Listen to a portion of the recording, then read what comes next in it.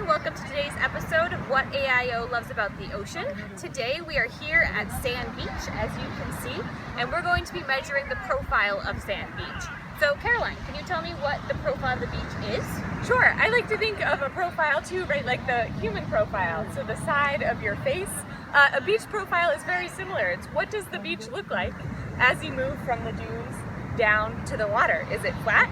Does it go up? Does it go down? What does it look like? The beach is not static. It changes from season to season and year to year. So it's helpful to have that data to look back to see what's happened to the beach, whether certain weather events have impacted it one way or another. And while we couldn't be here with you all this year, we wanted to make sure that we had a data point from 2020 to see what the beach looks like.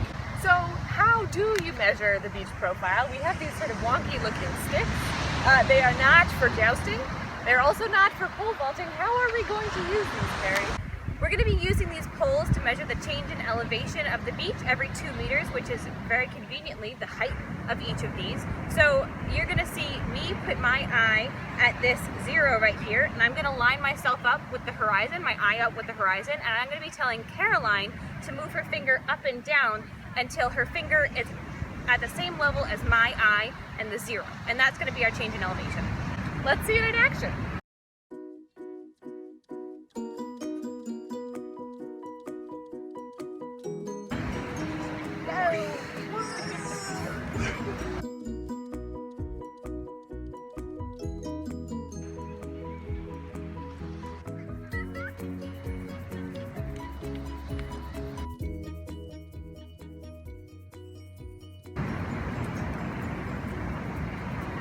So I am moving 2 meters away. I'm gonna try to keep these nice straight up and down.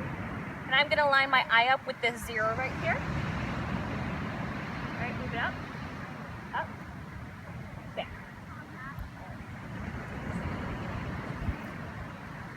Yeah. Great, so that was a reading of -10, which makes sense to me because from where Carrie was to where I was, if I can step back and look at the beach, and it has dropped. So a change in elevation of a decrease of 10 centimeters makes sense for that 2 meter chunk to me. And then we're going to continue all the way down as straight as we can to the ocean and record our data.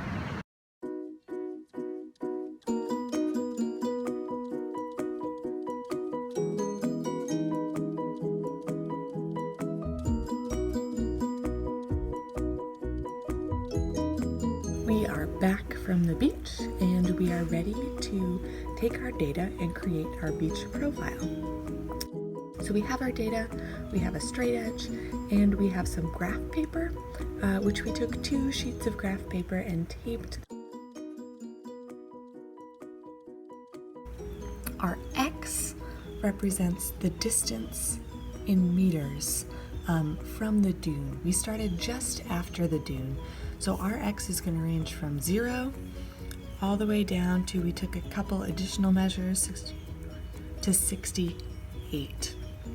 And our Y coordinate is representing the total change in elevation in centimeters from starting at 0, just up by the dune, down to the water.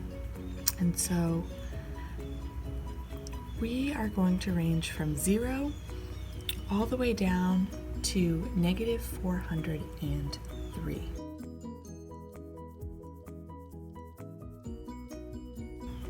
So our first step is going to be to figure out what scale we need to fit all of that data in.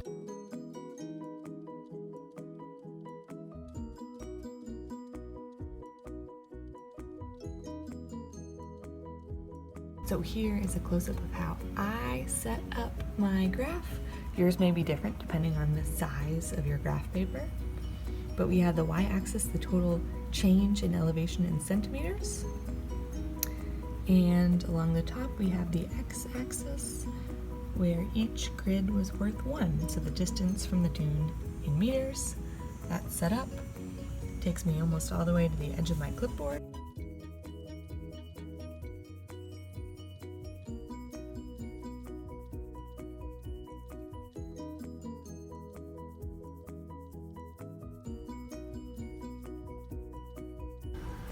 So there we have it. We have our graph, we have our title, and I connected the data points so you can see really clearly the profile of the beach. And so then you can think to yourself, is this what the beach looked like?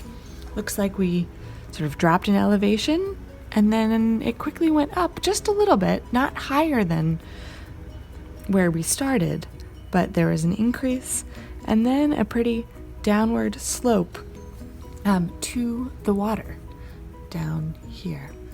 So I would encourage you, see if you can name and label on your graph the parts of the beach. And if you haven't listened to Sherry's talk on coastal ecosystems, I would encourage you to look back at that for information about what are those parts of the beach and can you see them here on your graph.